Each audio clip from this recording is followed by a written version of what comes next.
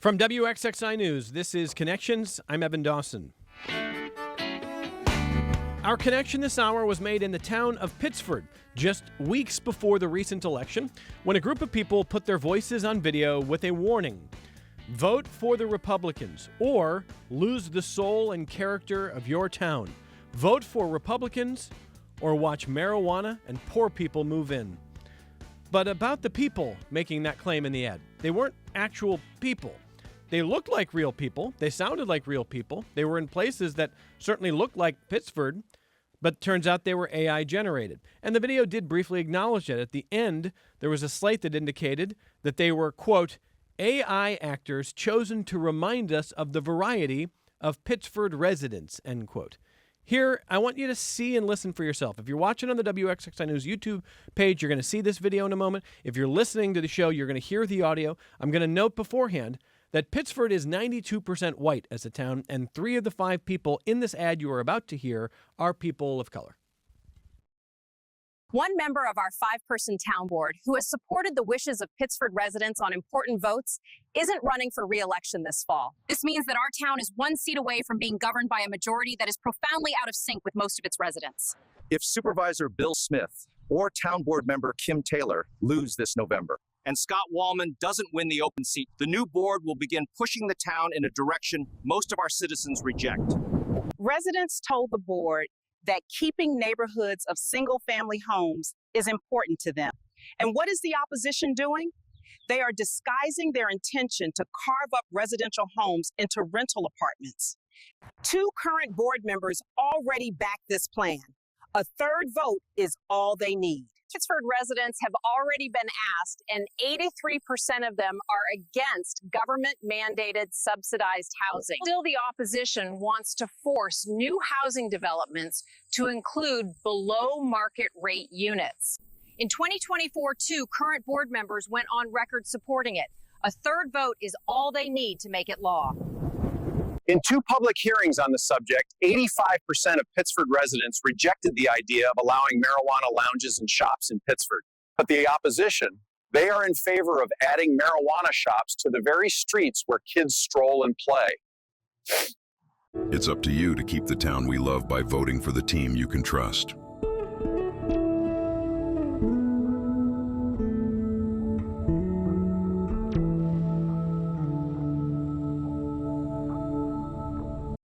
All right, so there's the ad. I've heard a lot of debate about this ad. I heard some people say it's a new low, a new form of manipulation. I've also heard the other side, the idea that political ads have always been hyperbolic. They have often used paid actors. So what's so different about this? These aren't paid actors, but paid actors are also not real residents of towns.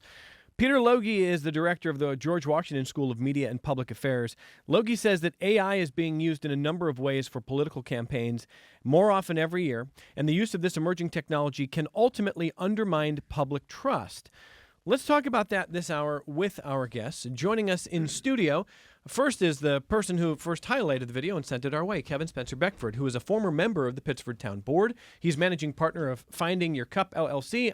He's an operations executive, a business turnaround strategist, and he calls himself an AI humanist. Welcome back to the program. Thank you. Thank you for having me. Also with Kevin in studio is Dr. Jeffrey Allan. Jeff is director of the Institute for Responsible Technology at Nazareth University. Welcome back to the program. Happy to be back, Evan. And one of Jeff's colleagues at Nazareth University is Dr. Tim Kneeland. Tim is a professor and director of history and politics and law at Naz. Tim, welcome back. Nice to talk to you again. Oh, great to be here, Evan. Tim, this is the first ad I've ever heard that used hyperbolic language, right? Is this the end of society? Can you believe in politics we would use language like this? Unbelievable. I know. Look, I want to start with Kevin. Everyone's going to have a lot to share, and listeners, I want to know what you thought of this ad. The reason Kevin reached out was not because you think this is the first time we've seen hyperbolic language in a campaign, but there was a different layer to this to you, and I want you to describe what that was. So, my goodness, this is a tough one.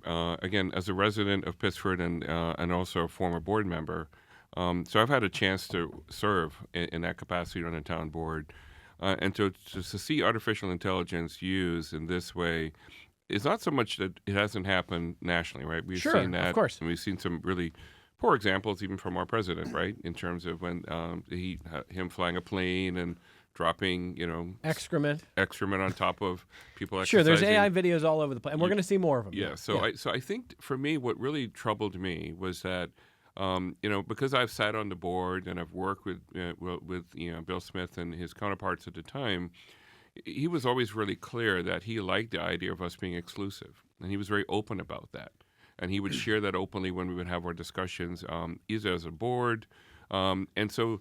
The fact that you would then use a AI video using more minorities in the video than is represented not only in just our resident base, but espousing language that is generally considered to be racially coded language. Well, what's an example of that? So, for example, when they talk about Pittsford changing forever and we're going to lose the soul of Pittsford, my question is, what is the soul of Pittsford? Like, for example, and I actually had a direct discussion with Bill Smith about this. When we were having a discussion, it was a group of residents that pulled together a meeting with Bill Smith, myself, and Stephanie Townsend. And so in that discussion, the residents, and it was a resident group from Pittsford, and they called the meeting to say, hey, we're really glad, Councilman Beckford, that your amendment to pass a law to really have us use inclusionary zoning laws for our remaining land, so that developers can come in with higher density housing designs like patio homes, condos, and townhomes, which would allow for more socioeconomic diversity. And this is a quote from these people. They said, these are residents, right in front of my face, like it was not a dream. And they said, we're really glad your amendment didn't pass, because if that happened, we believe more black people would move here to Pittsford. The white people would leave, house values would go down, our school system would fail, and there would be more crime. No offense. I said, well, offense taken. I said, because you're looking at one of those people right now. I'm here.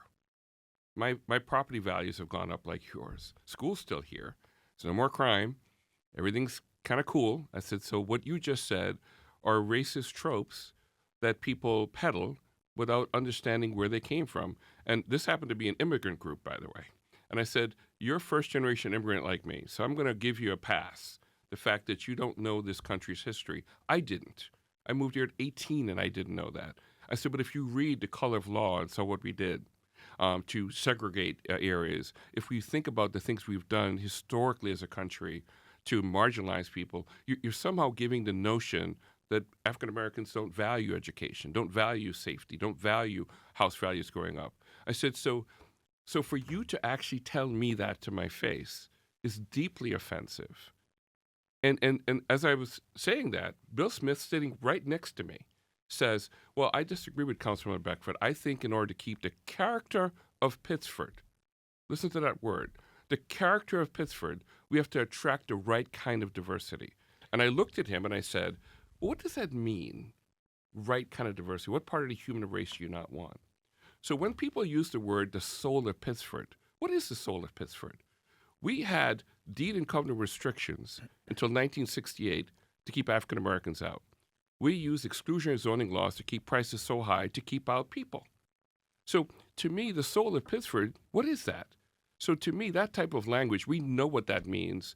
It's a nice way for saying, I don't want black people here, but I'm going to say it in a way that you can't call me on that. So let me hit a couple of points with Kevin, and then our other guests have we're going to weigh in on different aspects of this, because I think we're going to have to get used to more AI in all parts of society, including political ads. So a couple things here, Kevin. First of all, I think your argument, if I was going to boil it down, is this. You can say in an ad that we're worried about more subsidized housing. We're worried about more low-income or below-market rate housing. The code that you hear is we're worried about more racial diversity. Not just poor people, but black people. They're not talking about the house. They're talking about who's going to be in the house. Okay. That's what they're trying. They don't want to say that. Okay. So they say just the opposite. opposite. And the reason you think the ad is racist is not just that message, but the fact that in a town that's 92% white, the people who are making that claim in the ad, the AI images, are black people. It's deeply offensive. I got to tell you, when I saw that, or people of color, there's an Asian person, there's a black person. My first reaction was that, oh my gosh, well, what a horrible way to use AI. There's a lot of good things you can do with AI. This isn't one of them. And to me, it was very unbelievably cruel and unfortunately, somewhat what I experienced when I was on the board working with Bill. is that they generally just don't have a deep respect for people of color. They don't. So to be clear here, I don't have any evidence that the supervisor was behind the ad. Yep. The ad is listed as being created by a group of concerned Pittsford residents. And I did ask the supervisor when he was on this program during the campaign about the concern about lower income housing. And I said to him, is it your view that just poor people, I said, they have to live somewhere. People who are struggling financially have to live somewhere. He said, of course they do. And I said, is it your vision then that they just don't live in Pittsford? And he said, no, my vision for Pittsford, when we talk about the character of Pittsford, is that Pittsford is the type of place that people aspire to be able to live in, that is a goal that you have, Yes. that is something that you can put in your future, work towards it, be proud of it, and contribute in that way. It's not a matter of being exclusionary. It's a matter of creating a high standard and giving people goals. So I can tell you flat out, I've had discussions with him about that very subject. Those are the words that he uses in terms of like general language. But let me explain to you what that really means. He's going to disagree with what you think it means. I'm okay with that. 'Cause Okay. I work with Bill. Let me tell you something. I spent 4 years on the board. What people don't know in Pittsford is that I was new to governing. So you know what I did?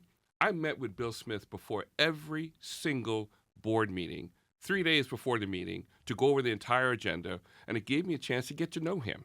It gave me a chance to get to know about governing. But you know what I was also doing? To try to humanize it so it may change his views. So I can tell you without a shadow of a doubt, and I'll be honest with you, if people out there have had experience with him, you really need to speak up. Because what I'm doing right now is trying to explain the fact that this coded language needs to stop. To me, if you have struggles with people of color, you should explore why. Because it ain't because something's wrong with us. We want what you want. That's not my words. That's James Baldwin from back in the 50s. What do black people want? They asked him. He says, we want what you want, to be left alone, to live, to love, to laugh, to enjoy, to fail, to succeed. But to have the notion that a supervisor of any town, any human being can decide on who should or should not live in my town. Who on earth gave you that privilege? Exclusionary, when he talks about you have to aspire to it, I have one question for you. Being exclusionary as a town is not a badge of honor. It's a badge of shame. To me, I want Pittsford to be open. I want my barista who served me coffee this morning to live in the town and not say, if you work really hard and if you make over $200,000, you get to live here. No. Nobody should be doing that. That mind, and I'll be honest with you, and I sound a little bit intense right now, is because we have to have this conversation as a society. And let me be very honest with you. I believe history has already made this decision. We're moving in a direction away from exclusionary thinking. That's what gives me hope. So I'm hopeful today. The election this week, it gave me hope as a human being to say, my God, people are finally listening. So we're moving in this direction. The question is, people with that mindset like Bill Smith, you will either someday join us. If not, you keep doing, you do you, and we're going to build the America that we want, which includes all humans. See, Bill is in my world. I'm not in his. I got one other point for Kevin, and then I'm going to bring in our other guests on sort of different aspects of the ad that we're talking about. I just want to close that last point that you're making there. This ad was pretty well known. A lot of people saw it, and then I think it was sort of quote unquote taken down, although it wasn't. I think it wasn't a paid ad. It's just shared on a lot of socials, right? And so a lot of people see the ad.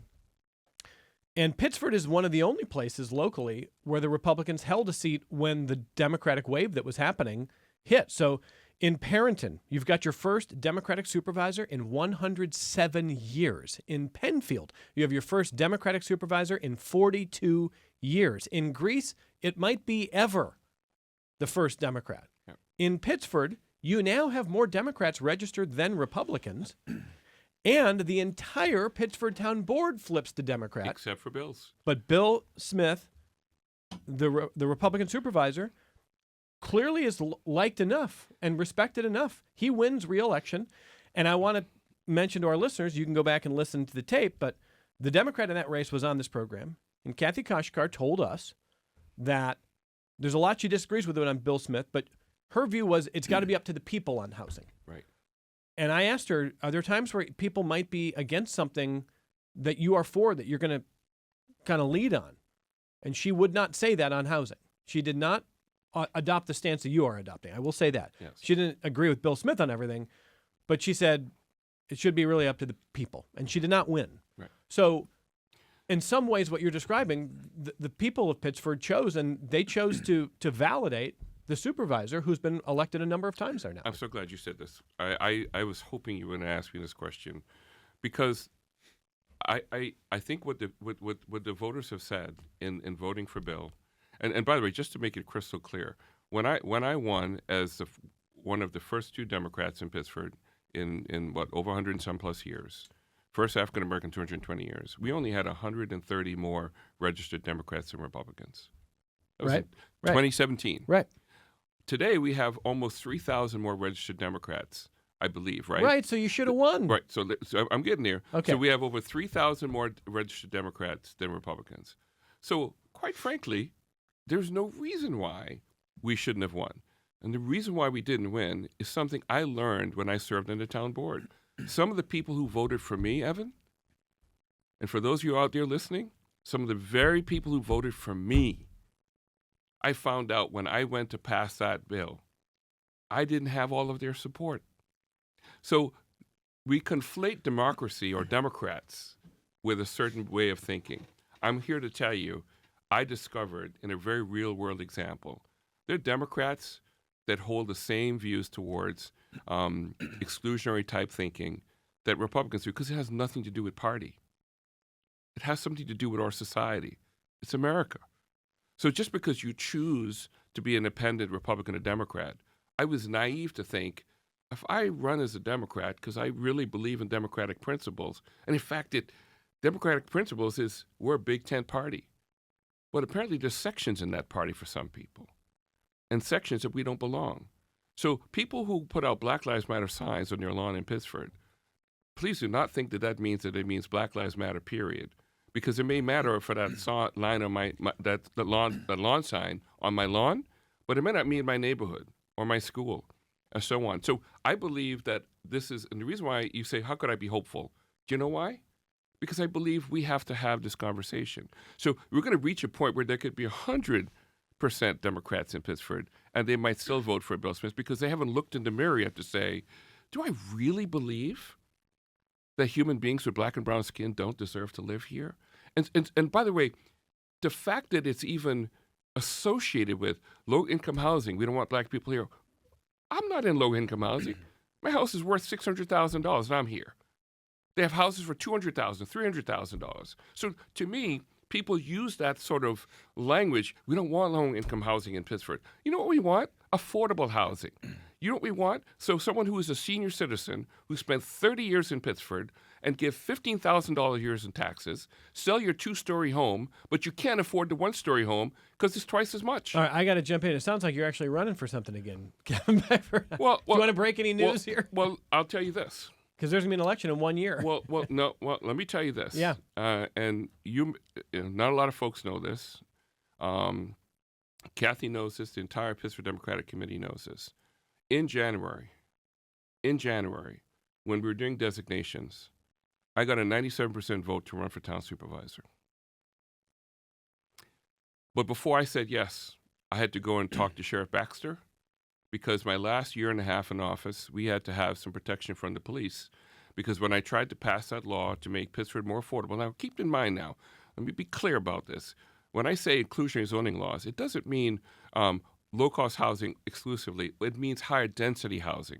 So you could have a patio home at $200,000. Sure. So in other words, just so people can get their mind right around that. Right, but the point being that you decided not to run because. So and because when I didn't get the vote, the very next day or that week, a couple of the people that were pretty upset about me even trying to do that doxed our house, put it on social media, and then another person posted this innocuous video as a comment that's saying people change agents should be shot, killed, or assassinated. So we had to work with Todd Baxter, Sheriff Baxter, and he had a car parked in front of our house at night so we could sleep. He patrols on our street randomly till the threat was reduced.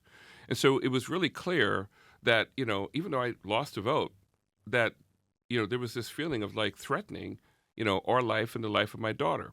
So when I said, boy, my goodness, if they did that to me as a town board member, what would they do for me as a supervisor? So I went downtown and met with Baxter in his office. I said, hey, what's the landscape now? I mean, it feels like the mood in the country. I'm seeing what's happening. This is January now, right? January, not now. So there's lots happened since then that reinforced my concern. And he said, Kevin, I think we'll have to do a threat assessment of your house. You're sitting on the canal bed, so some could stay back there and take a shot at you from there, right? So we would need to put some cameras up or some lighting. We'd have to figure out if this, we'll make some recommendations of what you could do. We could come up with a protocol. You're not the only one we do this with, and so I could have someone at your house in 3 minutes. And so I had to take that information back to my wife, and I said, do you think we can live like this for 2 years? And she says, I don't know. She says, I think we could if we do all the right things. We did it before. But my daughter doesn't live with us anymore. She lives downtown. And so I would have to have the same kind of a support system downtown. And I was not sure if I could do that. And my daughter was somewhat of a vulnerable state, a young person on their own and struggling with some of the things that young people struggle with. So I had to go back to the PDC and say, I respectfully decline. And I put together a wonderful note. I can share that with you, Evan, that I sent out to them to let them know I'm declining the nomination because I can't keep my family safe. And then Kathy stepped up and says, I will run. And at that point, Sharon then says, and I will run. I mean, so the point is we as a team, I like the PDC because you know what? They realized the predicament I was in if I ran. And they stepped up and they delivered. Okay. So now let's get back to the ad here. And I want to talk to Jeff and Tim about a number of things here. First of all, Jeffrey Allan is the director of the Institute for Responsible Technology at Nazareth. That this is not the first ad in politics that we've seen use AI. We know that, and we're going to see a lot more. We're going to see AI in all parts of society, as we already kind of do. So is there anything that stands out to you about this one? And I'm not talking about the content. You don't have to weigh in on some of the issues that Kevin's talking about, but just the ad itself. What struck you when you saw it? There's a lot to unpack here, Evan. Certainly, it's a very ham-fisted ad. I mean, but that's not to be unexpected within politics. We've had 501c4s around, dark money around for quite a while. This is just the latest tool in their toolbox to be able to produce something that previously would have been done with paid actors, as you said. The difference here is that it lowers the bar quite significantly on how easily you can produce these types of advertisements and basically get the AI to say anything you want it to say. So I view it more as a iterative change within political type campaigning, not something that, that's not doable before. It's just easier to do now. So that's kind of how I think about the ad in terms of content. From a technical point of view, I look at it and I say, okay, that's AI. I can look at it and... You would have looked at that, if I would have just shared that with you, told you nothing else about it, you would have deduced it as AI? Yes, there was very many telltale signs in it. I mean, to me, the only thing that would have been the easy giveaway was that there's 5 different people and they're talking and they're in very known Pittsford locations, and it's always sunny skies, and by the end of their commentary, these storm clouds roll in and then lightning flashes. That was the ham-fisted part I was thinking of. That's the ham-fisted part. Yeah. But we've seen that in, kind of ham-fisted ads for decades, right? That's not new. Right, yeah. I think I would have deduced that part as AI. If they didn't use that, I don't know, Jeff, that I would have looked at the people and said, I don't think that's a real person. I think that's AI. I think I could have been fooled. Well, you kind of lead nicely into my next point, which is that we're at the point now that I can look at ads like that, and folks who are very familiar with AI can look and say, okay, that's a synthesized voice. That's a synthetic person. However, as the CEO of OpenAI, Sam Altman, once said, the version of ChatGPT that you're using right now is the worst version you'll ever use. Right. Yeah. Right. And so from here, it only gets better, essentially. And we need to be mindful of that. And it's not just political ads. It's videos in general that can now be produced with anyone saying anything. So we get to this point where discerning what's real, what's not, it becomes much more challenging. And that will become, like the Pittsford ad, you've got 3 people of color, 2 people who are white, when in fact that doesn't represent the real demographics of the town.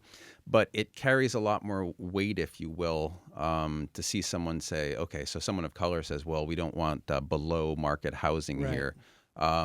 It seems to be that they're on board with that, and it gives others the impression that, okay, so if people of color are saying this, then it must be... That insulates against the charge that Kevin is raising, which is it might be a racist idea. One other point here.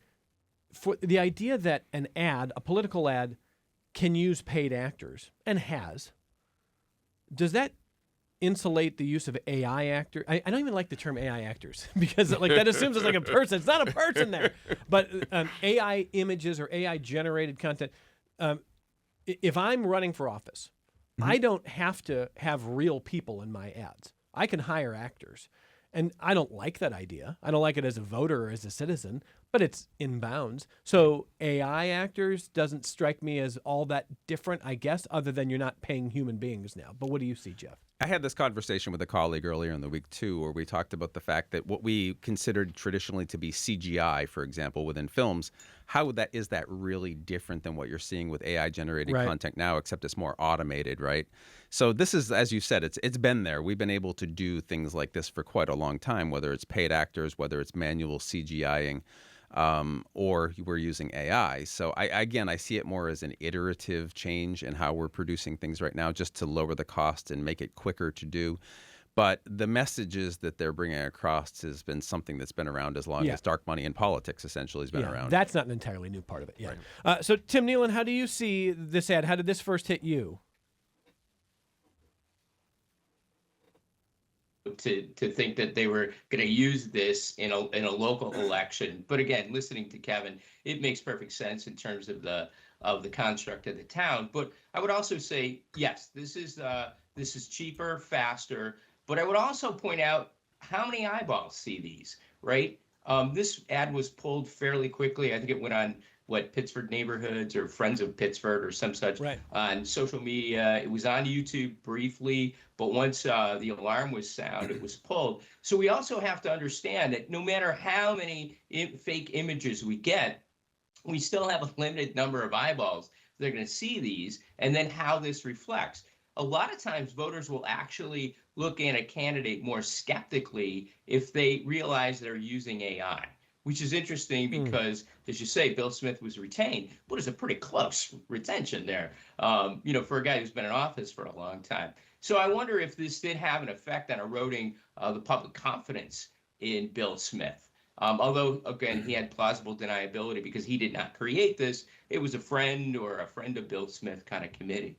And Tim, as citizens, the idea of ads that will make claims that might be inaccurate or might be coded, that's not new.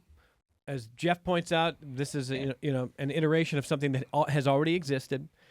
And do you have a message for us to be smarter consumers of ads to begin with, Tim? I mean, because I think it's going to get more sophisticated with AI. We're going to see more quote unquote AI actors. I'm just as concerned about the way audio is going to be used and the way that we are going to be forced to try to decide in a short amount of time, is what I'm seeing here or hearing here trustworthy?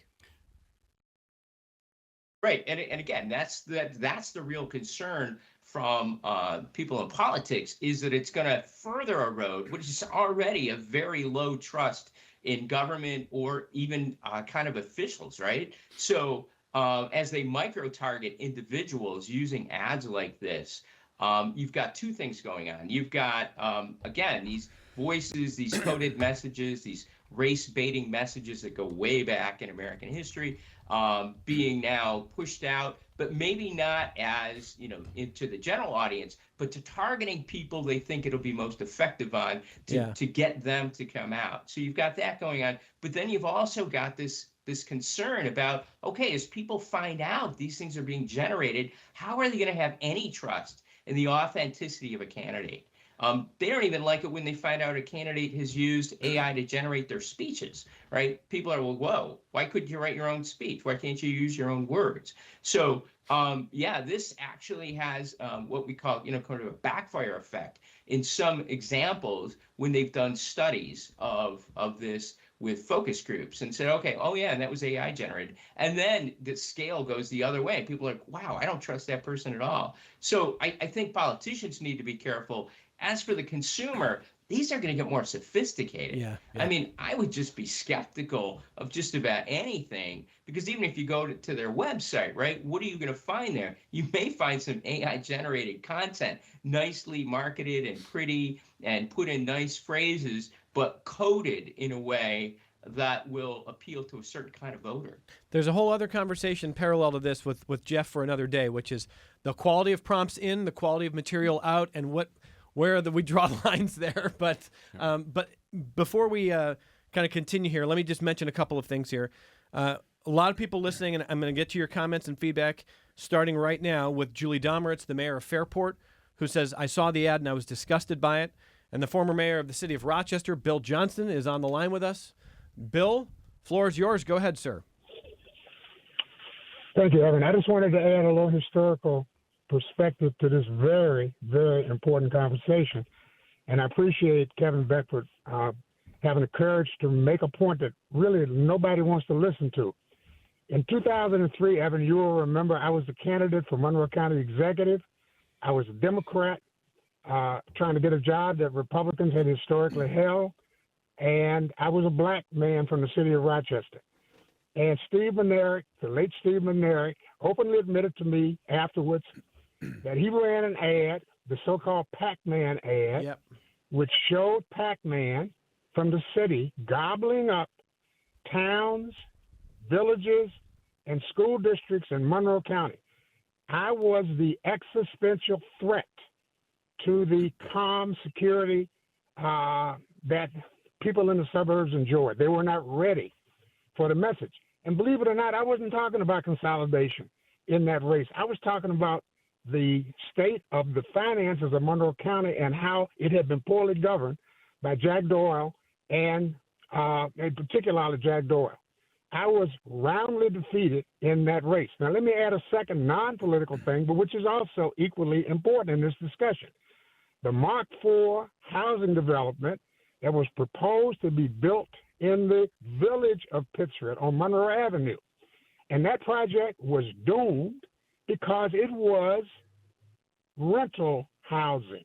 Even though it was market rate housing, the fear was that people who moved into those units would distort the nature of the town, the quality of life of the town.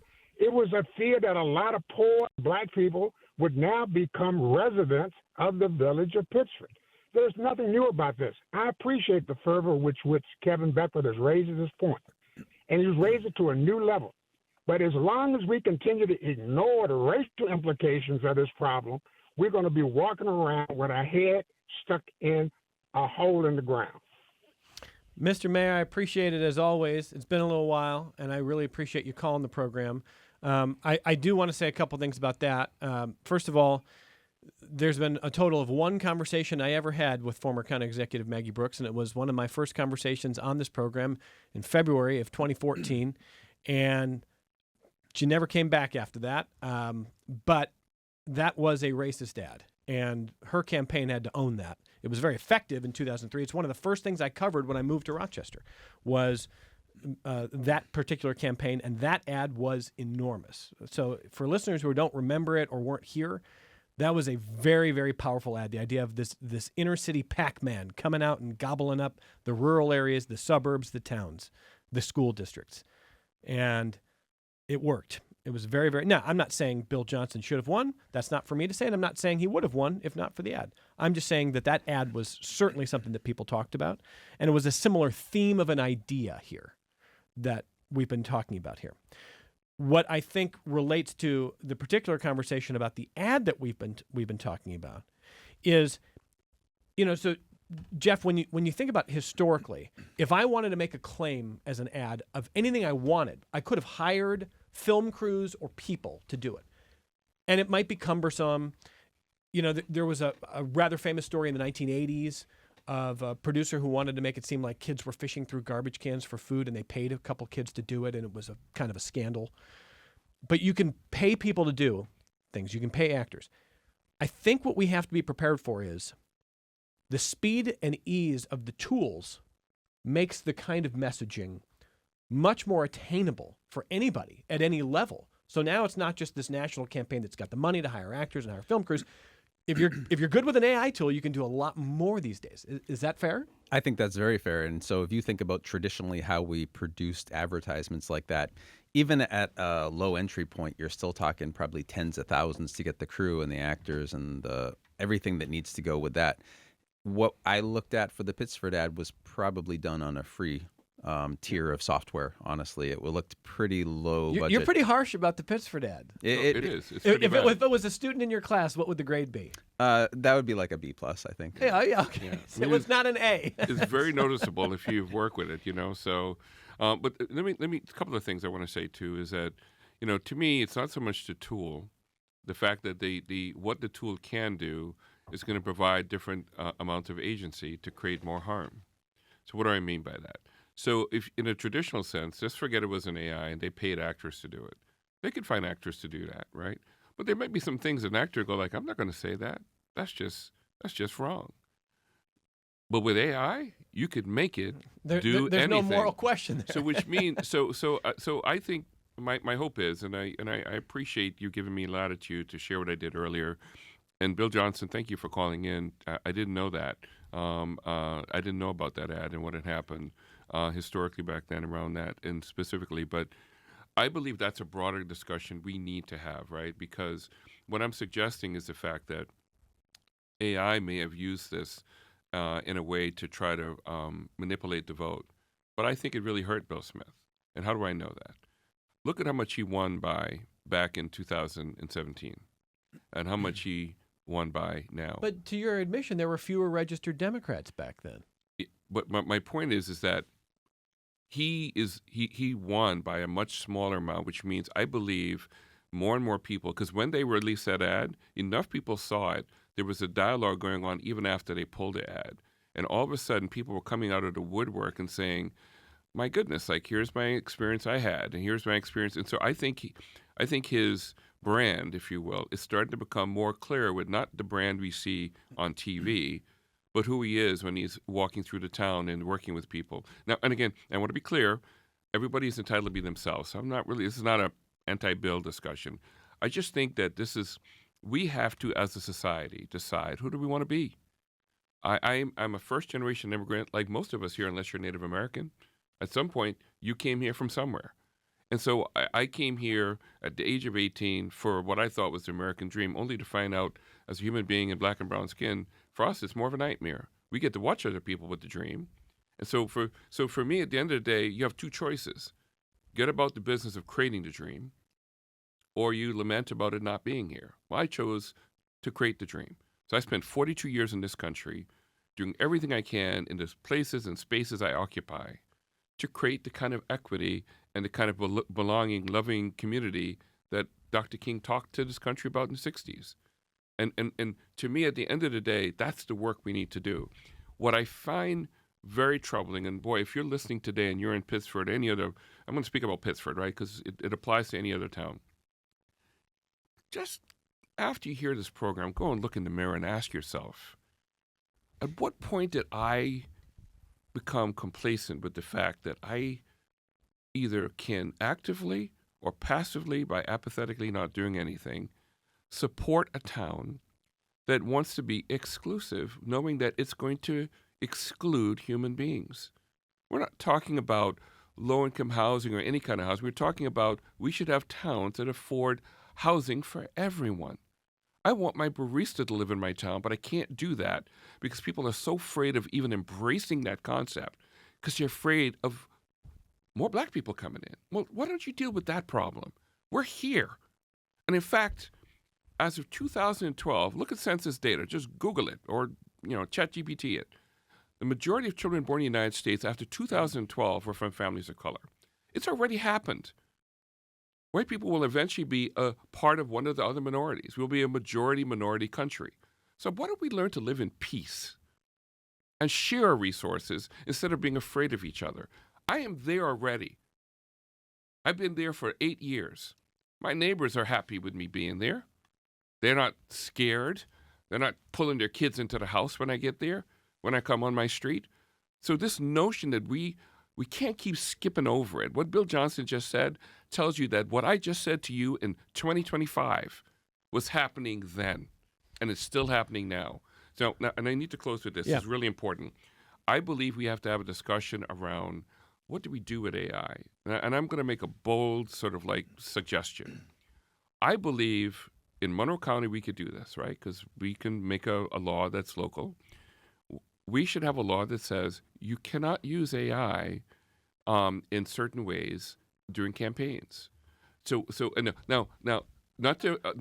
I get very squishy when you start going in that direction. Well, Go I know. ahead. Well, let me finish it. You'll see why. I'm not saying not to govern the speech that they have, but as a candidate, if I'm running against you, Evan, it should be prohibited for me to create an AI actor that looks just like you, saying words that are not yours, that is against your interests. Well, that's saying you can't misrepresent me using Yes, AI. right. I'm with you there. Yes. But I feel like if we're going to allow for paid actors and ads, we're going to have AI actors and ads. I'm not against that. And the reason being is because, to me, it democratizes that, right? So then you have a candidate that doesn't have a lot of money, they can create a really cool ad. But you cannot use a likeness of one of your candidates. A likeness. Okay. And then have them say things that's not theirs, because then you start to manipulate the vote. One other, oh my gosh, we haven't even taken a break. I understand what you're saying. I got to ask Tim about this, and then what I'm going to do is we're going to squeeze in our only break, and then we're going to get as much feedback as we can here. Tim Kneeland, in that world that Kevin's talking about, regulating AI, is the free marketplace of ideas going to be effective where you say, if I'm running against Kevin and Kevin creates an AI ad with somebody that looks like me and is saying wild stuff, people are going to know pretty quickly that Kevin did something underhanded, and that may backfire on him. Do we need a law that says he can't do that, Tim? I think, Kevin would turn around and sue for defamation and or some such, that there would be a public backlash to that. And I will say, there's been AI generated by the Senate Republicans of Chuck Schumer saying things he already said, but they did it in a way where they took certain things out of context. So even if we don't have people misleading, you can create an ad that misleads people by taking words spoken by someone or in print or whatever and putting them in their mouth. So I would also be cautious about that. But again, I guess we just need to have more informed voters and consumers, because we have to be very careful about trying to regulate political speech, because that leads to censorship, and that bad actors will use that against us. Yep. I think that's well said. And as we take our only break, I'll just say, regardless of what gets regulated, we need to be better educated on AI, communication, different tools, et cetera. And that's why people like Tim, Jeff, Kevin are here, because we have to be better educated. Then we'll make better decisions, I think. Then we'll be better consumers of information. Well, you know what's scary, though, Evan? In 3 months, I don't know if I'd be able to tell if that video was not AI generated. I know. It actually already exists, because they used a free Kevin, 3 free years program. ago, we were talking, every teacher who came on 3 years ago was like, I'll never have a student write a paper that I couldn't tell was AI. And now they're all like, oh, boy. It's a lot. Yep. Jeff said it well here. That's the worst it will ever be. Yep. We got to get this break in. We'll come right back and more feedback on the other side. Okay. Coming up in our second hour, can books compete with social media, the internet, and digital spaces? Research shows young people are reading a lot less, both in their English classes in school, but also for pleasure. According to a study from the University of Florida and University College London, daily reading for pleasure among kids is down 40% in just 2 decades. What do we do about this? We'll talk about it next hour. Support for your public radio station comes from our members and from Mary Cariola Center, supporting residents to become active members of the community, from developing life skills to gaining independence. Mary Cariola Center, transforming lives of people with disabilities. More online at marycariola.org. This is Connections. I'm Evan Dawson, so let's get Julie in Pittsford on the phone. Hey, Julie, go ahead. Hi, yes. Don't be so hung up on the AI. Beat them at their own game. What you need to do is put an article in the DNC or areas explaining the real problem. The real problem is we do need multi-income housing in Pittsford. And the Crystal Barn area would be a perfect spot, actually, for that kind of housing. But the biggest problem is 75% of the population right now is retired. And people do not have housing or retirement or any of those types of plans. And in Henrietta, they're absorbing a lot of this. They're building a bunch of 55 and older housing right now. And they had at one building 700 applicants. There's a lot of elderly that have not saved for assisted living or their retirements, and they have to go somewhere. It's more expensive to put them in nursing homes and such. Keeping them in living is good, but they do need affordable housing in Pittsford. They need to absorb it just like other towns are doing. And so lay out the problem. Show what's happening in all these other towns and how they're doing it and how Pittsford needs to do it too. The problem is Pittsford is known as an area where doctors live to be close to the hospitals. And that's what you're going up against. And I actually ran in Henrietta. As a female, I got death threats too. Ignore that. Just keep pushing. Thank you for the phone call, Julie. Want a brief response there, Kevin? Yes, thank you for that. And in fact, I remember having my last sort of negotiation session with Bill on the inclusionary zoning law. I remember saying to him, I said, my idea is to really allow for almost 3 generations, same neighborhood. I said, and you don't have to stretch on the idea. Wood Creek, it has apartments, has condos, has townhomes. And so people can retire and drop their costs down. And so after they've given 30 years to the town, they'll get to live here. I said, so why won't you support it? He says, well, your idea is good and it would work. I said, well, if it would work, why wouldn't you do that? He says, it's not like they can't buy homes today. I said, but Bill, you're building senior housing for very wealthy people because the one-story home, half the size, is twice as much.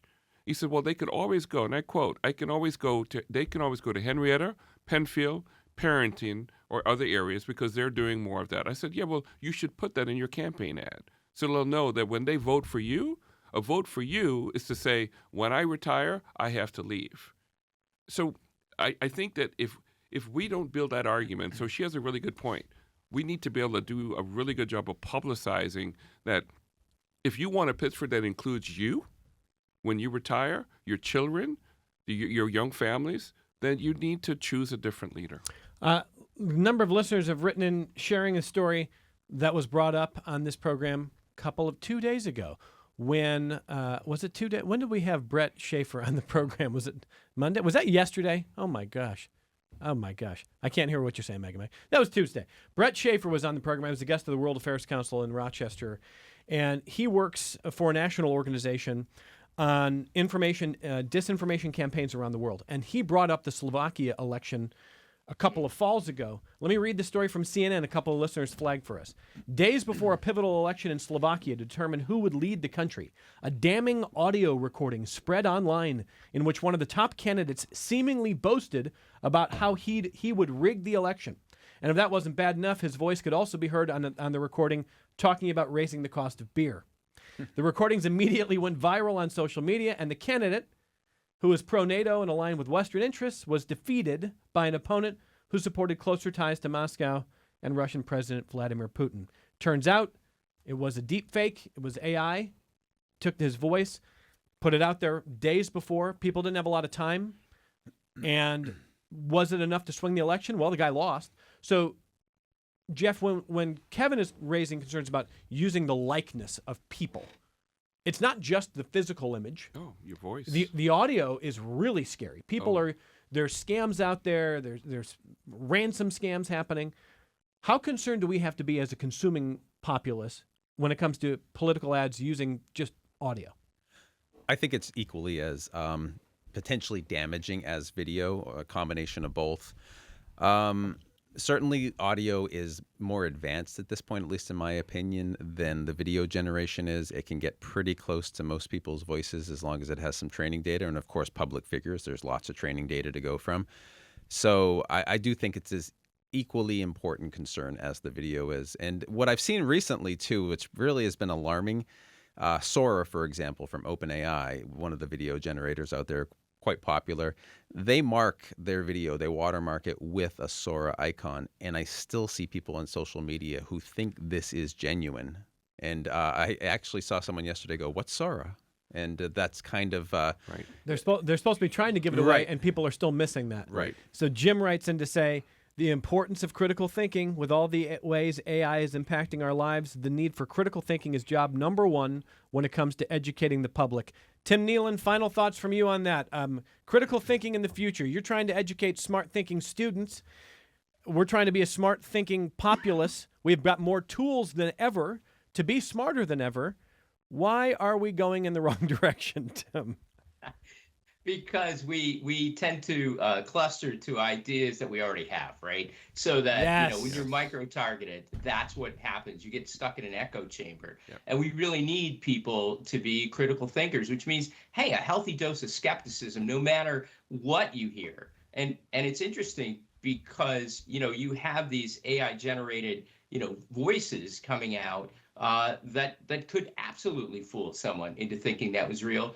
And now people are saying, this is called, the liar's dividend. People being caught with racist remarks are saying, you know what, I think that was AI generated. That wasn't really exactly. Me. Oh my gosh, that's exactly. We're already seeing that, Tim. Yes, yeah. From one of Trump's agents, Paul Ingrassia. Yeah, no, we have to be skeptical, and then we have to verify. And it goes back to approach your local media. Pay attention to XXI. Watch the local news, because you've got people dedicated to trying to ferret out what's real and what's fake. But people, if you only go to social media, you're probably going to get more fake than real. Well said. Dr. Kneeland, Tim, the professor and the director of history, politics, and law at Nazareth. Great talking to you. Thank you, Tim.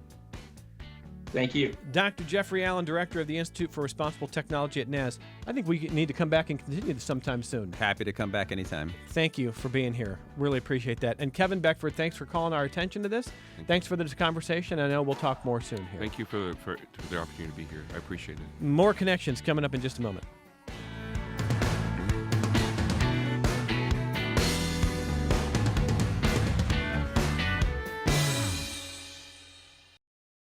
This program is a production of WXXI Public Radio. The views expressed do not necessarily represent those of this station, its staff, management, or underwriters. The broadcast is meant for the private use of our audience. Any rebroadcast or use in another medium without expressed written consent of WXXI is strictly prohibited.